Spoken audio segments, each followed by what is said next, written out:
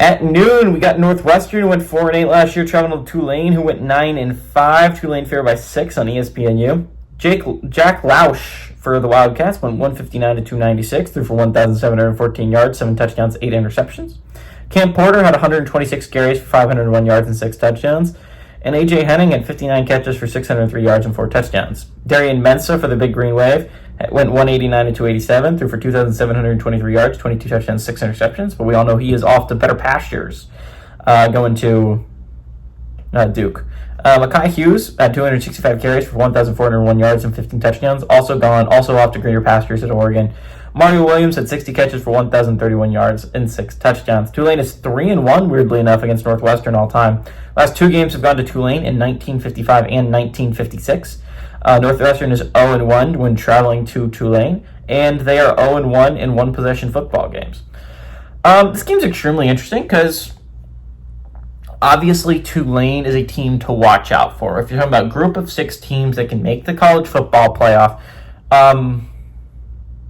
Tulane's going to be one of the first 3 or 4 that you mentioned, right? Like if you're talking about realistic ones, and you're not talking about like dark horses like I like with Western Kentucky and Toledo, right? You're going to talk about probably about 4 teams. You're going to talk about Boise State, and then you got your 3 Americans. You got your Tulanes, you got your Memphises, and you got your Navies, right? Those are the 4 names I feel like I've seen consistently mentioned for that group of 6 playoff spot. Those are the 4 names I think a lot of people like, because these are teams that have been consistently pretty good outside of Navy, but Navy brings back so much talent, it's hard not to like Navy as a possible, and their schedule is a cakewalk. We're going to talk about Navy a little bit later, but Tulane's in such a good spot to put themselves in the college football playoff picture, especially with a win today. If they can find a way to beat Northwestern right at home, they had this chance last year. They had a purple team coming in, and they had the chance to beat them, and they found a way to lose, right? That was Kansas State last year, and that would have been a big win for Tulane, right? This year it's Northwestern, and it's going to be really interesting because Northwestern brings in a brand new quarterback. The guy's name is Preston Stone. If you do not know, Preston Stone was the starting quarterback at SMU last year before eventually he lost his job to Kevin Jennings, who went on to bring that SMU team to the playoffs, right? But Preston Stone won an American championship with SMU. This is not a quarterback that's not very good. Preston Stone's a very solid quarterback.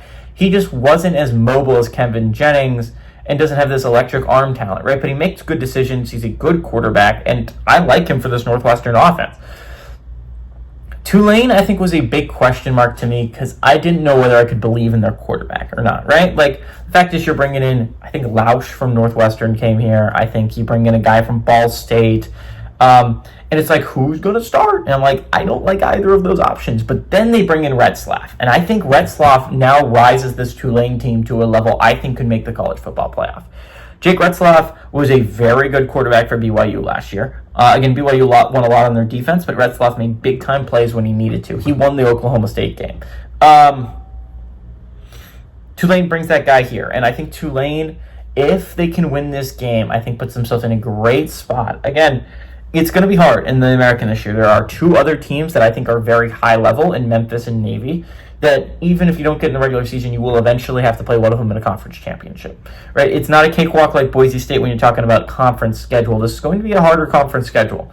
But if you can go out of conference, you can go get a big win against Northwestern, I think that's going to put your name on the map. I think a lot of people are going to start talking about, because if you beat a Power 4 team and you're out of conference, I think that's going to be a big boost to a lot of these group of 6 teams in their hopes to a college football playoff berth.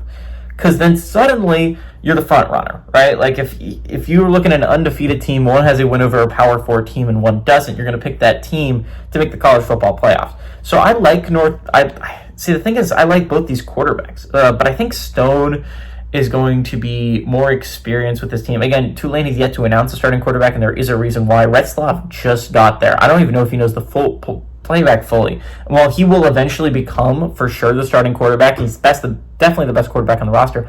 I don't know if he's going to be able to start simply because he doesn't know the playback book well enough. And that's why I'm kind of leaning towards Northwestern here.